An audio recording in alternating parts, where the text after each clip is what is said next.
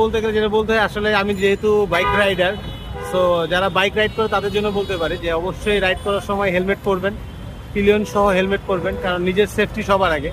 অনেকে দেখা যায় যে এজ এ কমেডিয়ান আমার যেটা মনে হয় যে একটু মজা করে বলতে হয়, ওরা যে আমি যে একটা ক্যাপ পরে আছি, এই ক্যাপটা কিন্তু পরলে ভাঙবো না, তার মানে কিন্তু এটা হেলমেট না। ঠিক আছে, অনেকে এমন 200-300 টাকা হেলমেট পরে যেটা শুধুমাত্র আপনাদের থেকে মানে পুলিশ থেকে বাঁচার জন্য পরে। আপনারা নিজেরা পুলিশ থেকে বাঁচার জন্য না পরে নিজে বাঁচার জন্য পড়বেন, তাহলে দেখবেন নিজেও সেফটি মেনটেন করতে পারবেন, এবং যারা পুলিশ ভাইরা আমাদেরকে সেফটির জন্য রাস্তায় থাকে তারাও আপনার সাথে কোনো মানে ঝামেলায় জড়িত হবেন না।